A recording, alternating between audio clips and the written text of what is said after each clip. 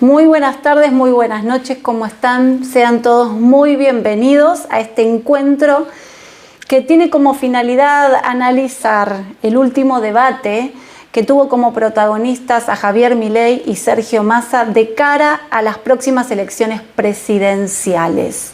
En primer lugar, quiero compartir con ustedes una frase que es la siguiente: solo aquel que conoce cada detalle del camino puede maniobrar y luchar. Es una de las enseñanzas que extraemos del famoso libro El arte de la guerra de Sun Tzu. ¿Y por qué decidí comenzar con esta frase? Tal vez te estás preguntando y me parece muy lógico. Y tiene que ver que toda contienda, toda disputa debe poseer un análisis previo, estratégico, que no solamente contempla conocer perfectamente a tu adversario en cuanto a sus fortalezas y debilidades, sino también y principalmente conocerte a ti mismo. Pero aquí, la intención del día de hoy es darte herramientas para que seas vos quien pueda descubrir qué hay detrás de ese discurso, para que puedas conocer con mayor profundidad a estos candidatos que tienen a su cargo llevar adelante el futuro del país si son elegidos. Tarea bastante compleja, ¿no? Y lo cierto es que la idea de lo que yo quiero aportarte es darte herramientas vinculadas con la filosofía antigua, occidental, oriental, la retórica de Aristóteles y también el arte de la litigación oral. Quiero poner a tu disposición todas estas herramientas para que seas vos quien saque sus propias conclusiones. Comenzando con este análisis, entonces, quiero compartirte que la retórica de Aristóteles nos dice que todo acto de comunicación contiene 3 elementos. El primero de ellos es el hablante, y ahí lo que tenemos que observar es el ethos del orador, la ética del orador. En segundo lugar, estamos hablando del oyente, y aquí lo que tenemos que lograr es influir de manera positiva para lograr la empatía del destinatario de nuestro mensaje. Y en tercer lugar, el mensaje en sí mismo, que tiene que cumplir con otras condiciones o elementos vinculados a factores de la lógica, a datos que permitan ser confrontados, contrastados y también con la belleza de los enunciados. ¿Y por qué hago mención a estos elementos del acto de comunicación que Aristóteles nos dice que todo acto de comunicación debe contener? ¿Por qué? Al igual que sucede con nuestras presentaciones en un juicio oral o con un discurso que podamos dar, como estoy dando prácticamente hoy el día de hoy frente a ustedes, el debate del domingo pasado también es un acto de comunicación que debió cumplir con estos 3 elementos. Es cierto, los 3 elementos son sumamente importantes. El desarrollo, el conocimiento de estos 3 elementos hacen a la persuasión. Pero lo cierto es que, en mi opinión personal, hay uno de ellos que debe prevalecer, que tiene que ver con el destinatario del mensaje. Y aquí quiero detenerme a hacerte una pregunta y espero que me dejes tus respuestas en los comentarios. ¿Pensás que los candidatos a presidente te tuvieron en cuenta cuando participaron del debate el último domingo? ¿Pensás que vos fuiste el destinatario de ese mensaje, que tuvieron en cuenta tus necesidades y que te hablaron conforme a ello para darte una solución? ¿Qué pensás al respecto? ¿O pensás que los candidatos estaban más preocupados por demostrar su supremacía frente a su adversario que por tener en cuenta tus necesidades, tus padecimientos? Y creo que tu respuesta va a definir en gran parte la decisión que vas a tomar el próximo domingo. Ahora bien, considero, en mi modo de ver, que los candidatos no han abarcado todas las posibilidades de ese público que estaba ansioso de escucharlos. En primer lugar, tenemos que saber que el destinatario del mensaje de estos candidatos era en gran parte personas que ya no confían en la justicia y que están totalmente desilusionadas. Tal es el punto que según la encuesta que yo realicé en esta semana, más del 14% me respondió que no tiene intención ni siquiera de ir a votar. Por otra parte, los candidatos tenían que pensar de qué manera podían cautivar o conquistar a ese público que quedó desprovisto de toda representación porque han perdido los candidatos que ellos habían seleccionado. Estamos hablando de los votantes de Patricia Bullrich, Juan Schiaretti o Miriam Bregman. Ellos quedaron desolados y no sé si los candidatos han logrado cautivar o captar esos votos que son necesarios para ejercer con supremacía la presidencia del país. Ahora bien, más allá de este contexto general en el cual creo que estamos todos posicionados, vamos a hablar en especial de las reglas que se plantearon en este debate y cuál fue el desempeño de los candidatos en su última presentación. Las reglas de este debate fueron sustancialmente diferentes a los que habían sido en los debates anteriores. Se dividió entonces en 3 grandes fragmentos. En el primero de ellos, los candidatos Sergio Massa y Javier Milei tenían 1 minuto para hacer su presentación. En segundo lugar, había un fragmento donde se iban a abordar 6 ejes temáticos que son los siguientes: economía, relaciones internacionales, educación y salud, producción y trabajo, convivencia democrática, seguridad y derechos humanos.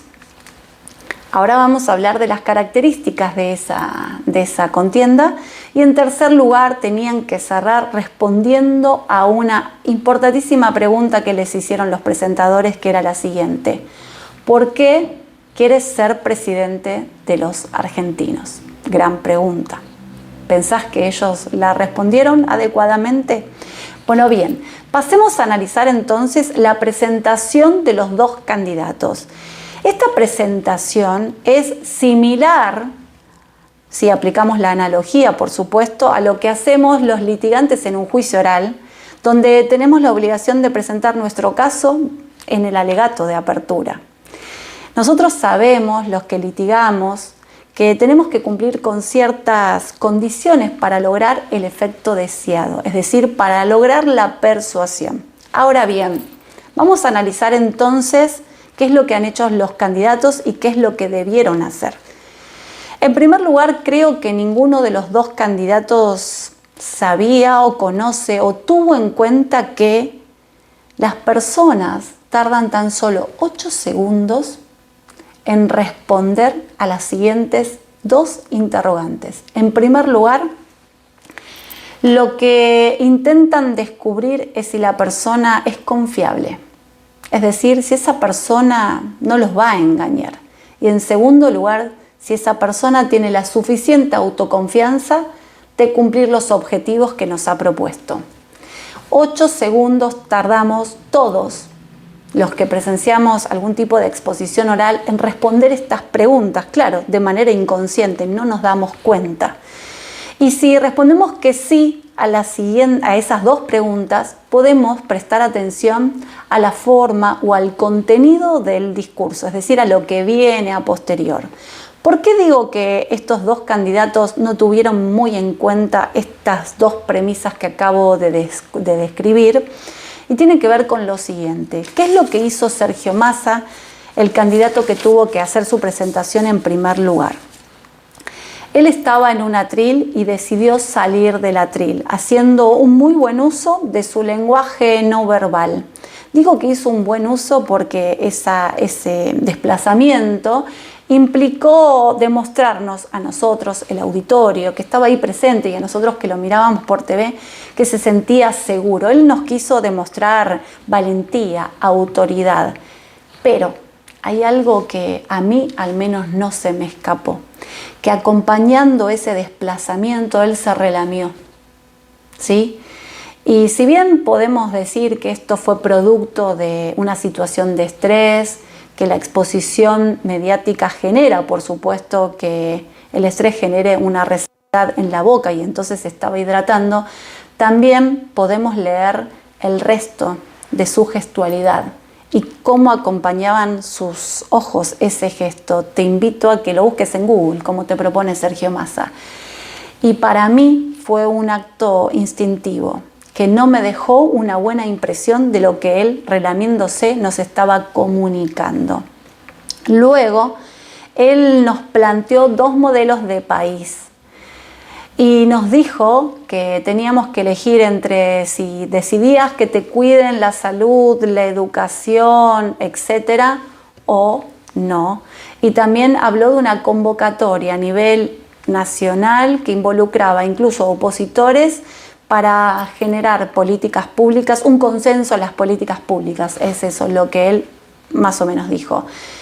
Y también dijo que él respetaba la disidencia, la oposición. Vos me dirás si conforme a los antecedentes que hemos visto en este último tiempo esto es cierto o no es cierto.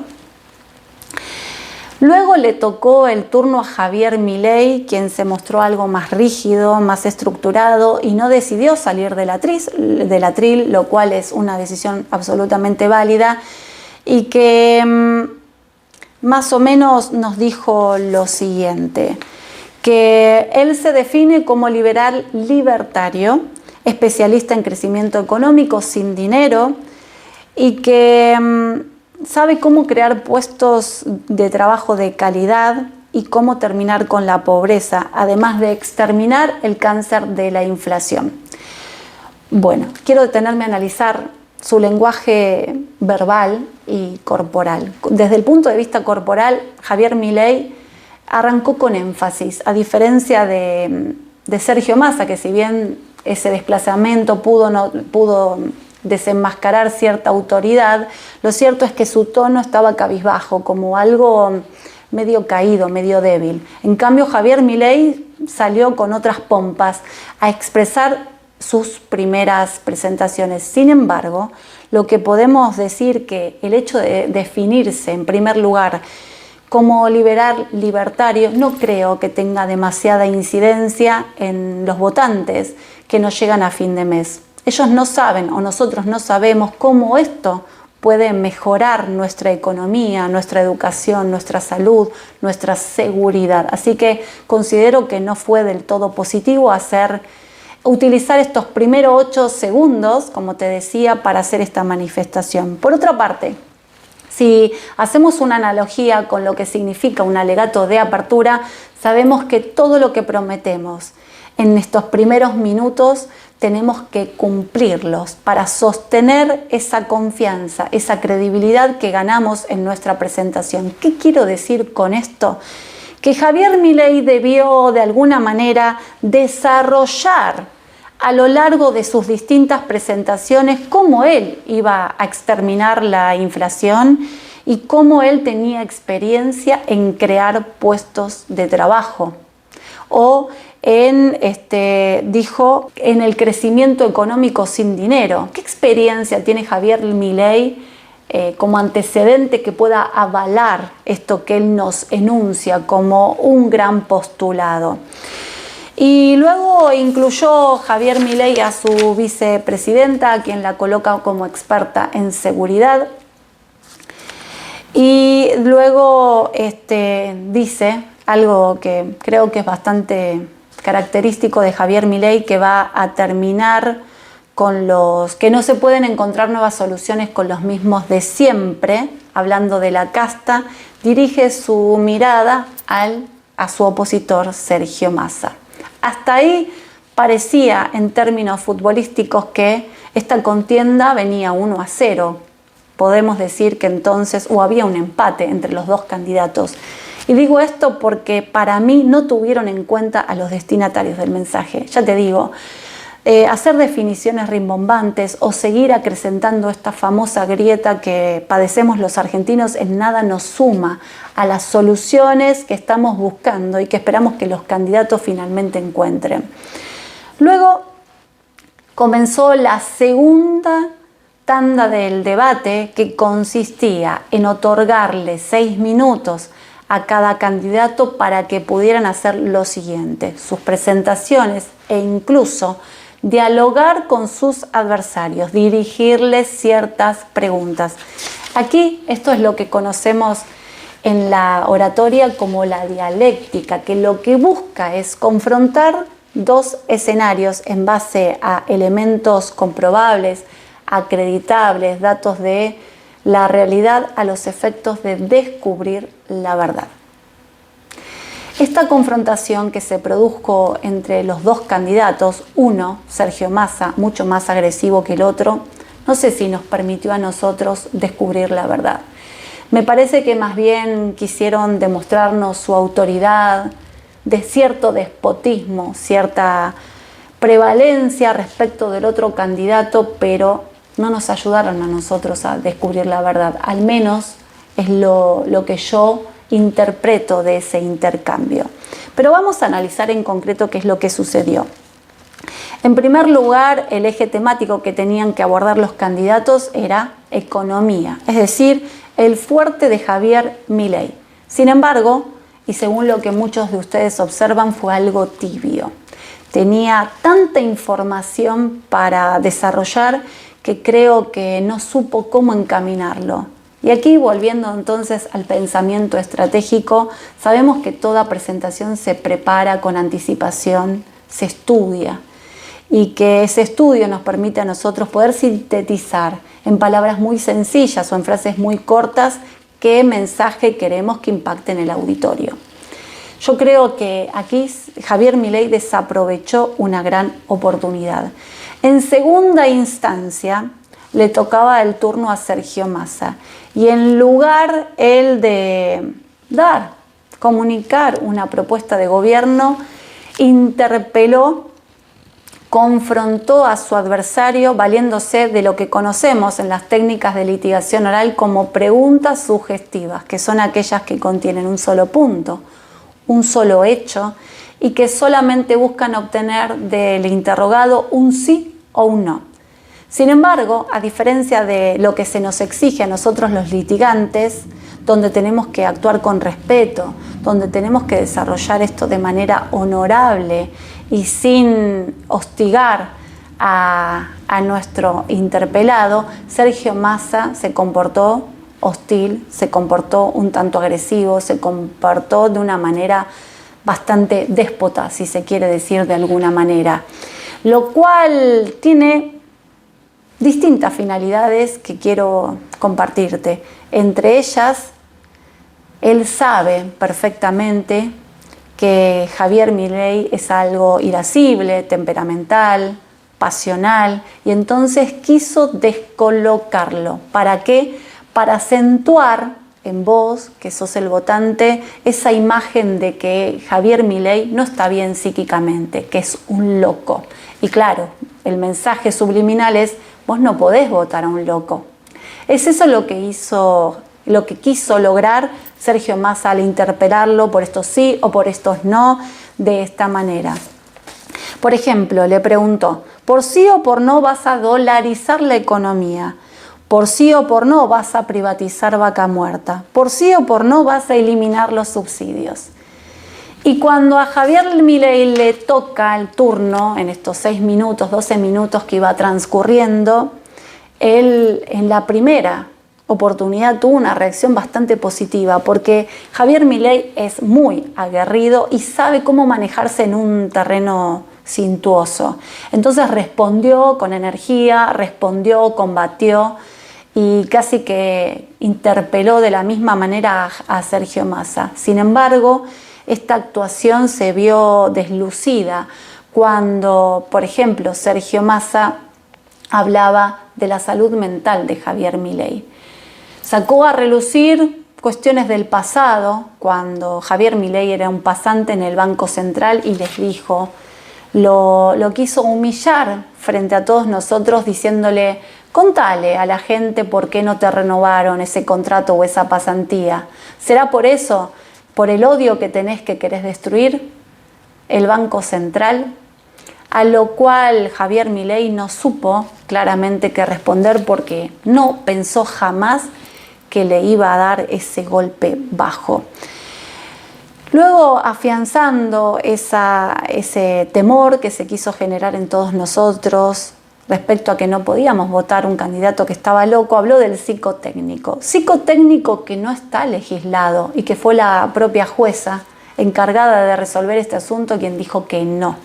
Pero Javier Milei no tenía una respuesta contundente cada vez que era increpado por Sergio Massa en distintas cuestiones que, como te digo, no tenían mucho que ver con tu futuro, con tu futuro como ciudadano, sino con cuestiones personales de ellos que querían sacar a relucir.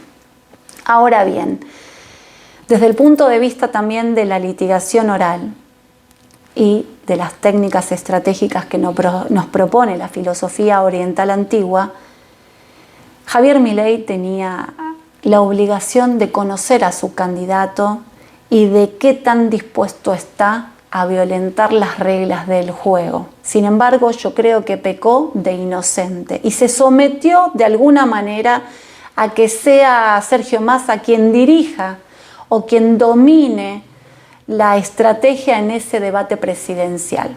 Y digo esto porque si Javier Milei hubiese contado con un equipo que lo hubiese preparado tanto para el ataque, la defensa y la ofensiva, él hubiese salido más airoso de lo que salió en esa disputa que se dio y que creo que todos pudimos observar.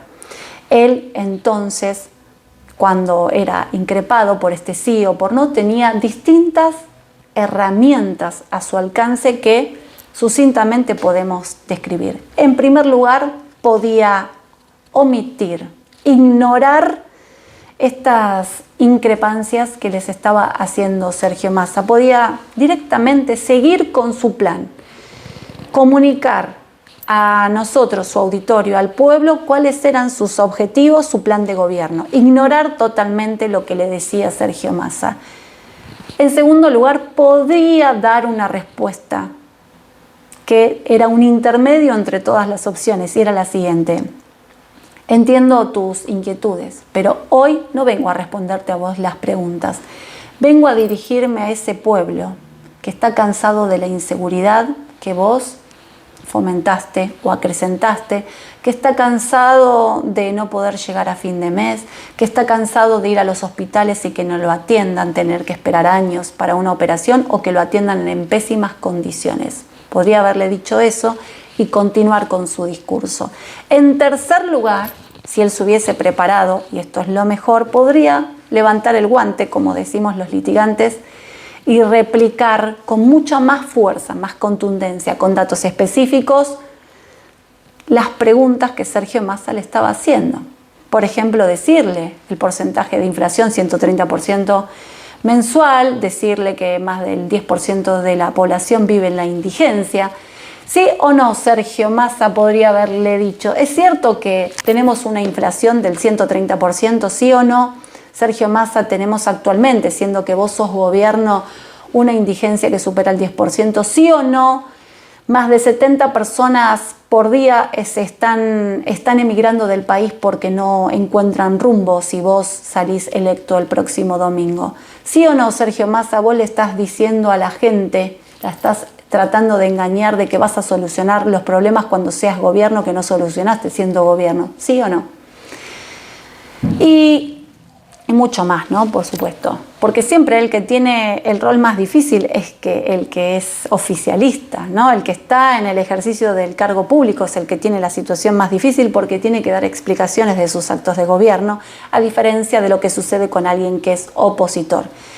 Y en tercer o cuarto lugar, ya no lo recuerdo, podría simplemente decirle, le voy a hablar a los ciudadanos de Argentina. Quédense tranquilos que mi plan de gobierno va a ser ejecutado en tanto y en cuanto cumpla con los principios republicanos de gobierno y esté acorde a lo que establece la Constitución Nacional. No vine a violentar ninguna ley, a diferencia de lo que está haciendo Sergio Massa, quien utilizó fondos públicos para financiar su campaña.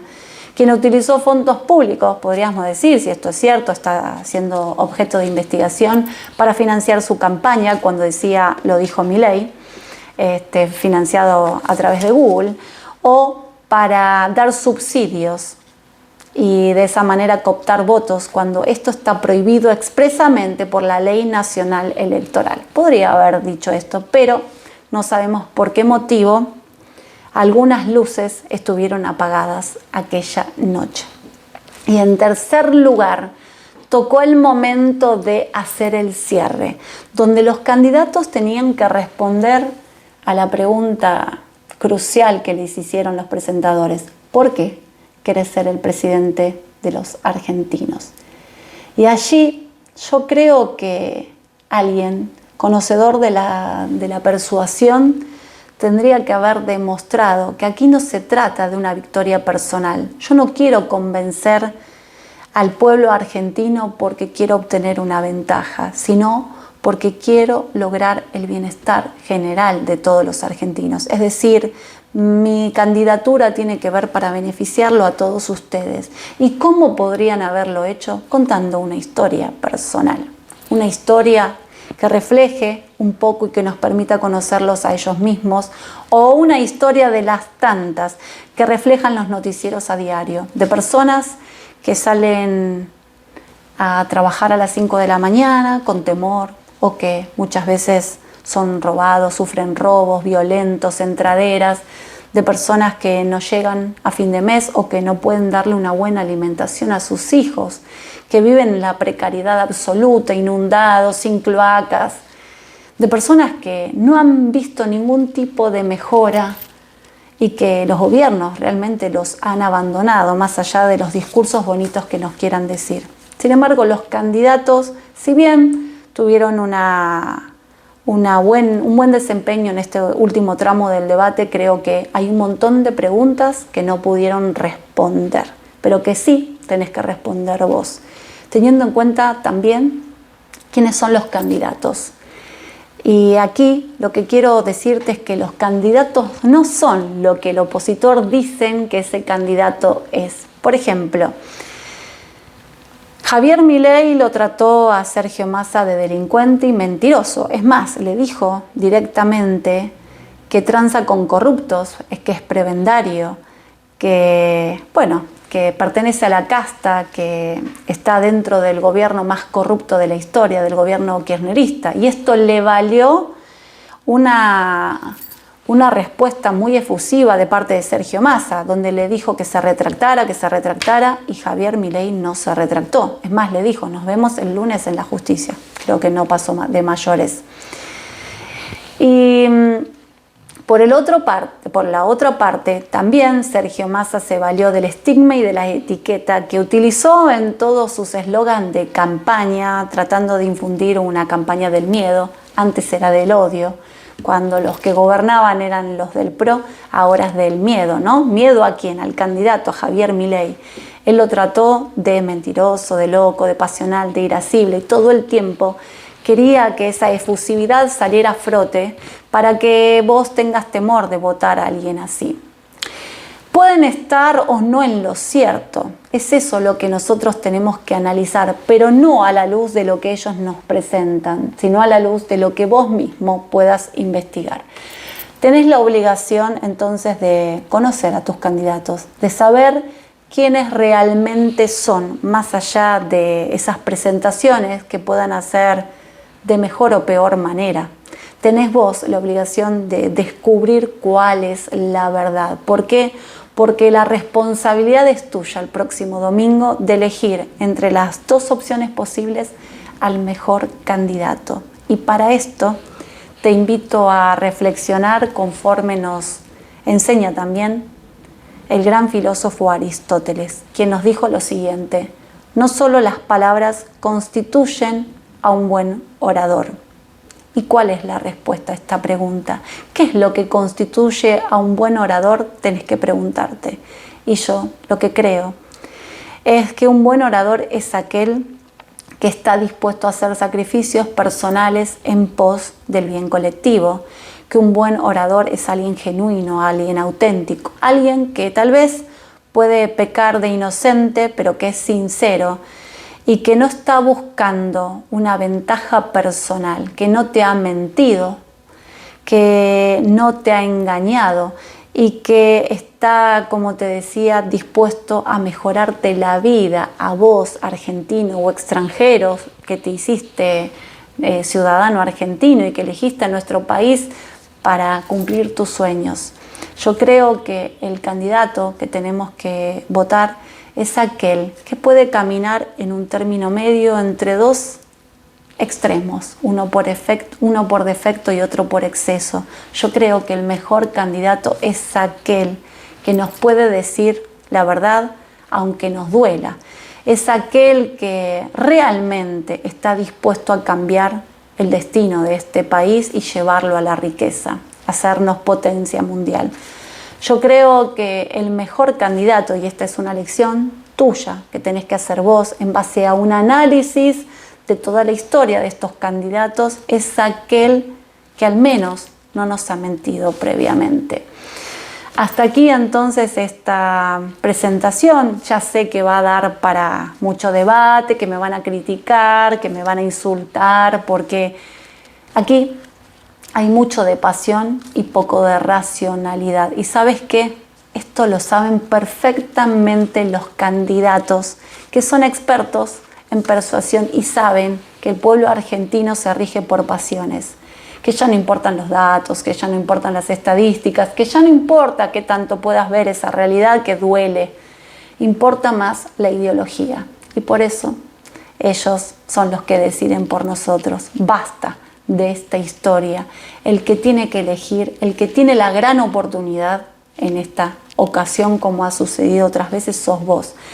¿Podemos garantizar que el candidato cumpla sus promesas de campaña? Es uno de los interrogantes. Yo realmente creo que tenemos que fomentar proyectos de ley. Hay algunos que están cajoneados, que obliga a los candidatos y se los castigue, que obliga a los candidatos a cumplir sus promesas de campaña y que se los castigue con la ley penal cuando no lo hagan. Ahora bien, cuidado con esto, porque algunos candidatos presentan propuestas tan ambiguas como llevarse bien con el mundo que no conducen a absolutamente nada. ¿Qué es concretamente llevarse bien con el mundo? ¿Qué es concretamente mejorar la economía? Decime cómo lo vas a hacer, cómo vas a generar puestos de trabajo de calidad, dignos, cómo vas a terminar con la inflación. Ese es un verdadero plan de gobierno. Pero ¿sabes lo que pasa? Muy pocos lo han presentado porque ninguno quiere comprometerse. Entonces somos nosotros los que tenemos que exigir que estas propuestas sean públicas y que como un contrato estas propuestas sean de cumplimiento efectivo y que si no las cumplen el castigo de la ley recaiga sobre ellos más que sobre cualquiera de nosotros. ¿Por qué? Porque tienen una responsabilidad fundamental que es liderar el futuro del país. Entonces, volviendo a este razonamiento que te quiero presentar, cuando tengas que elegir, elegí al más honesto dentro de todas las posibilidades, elegí a quien represente tus valores. ¿Por qué? Porque esta persona, este futuro presidente, te va a representar frente al mundo y porque además va a ser representación de vos que lo elegiste. Entonces, la pregunta es, ¿quién sos vos? Y en base a eso, elegirás al candidato con el que mejor te identifiques. Bueno, gracias por estar siempre presente, por alentarme, por acompañarme, por confiar en mí.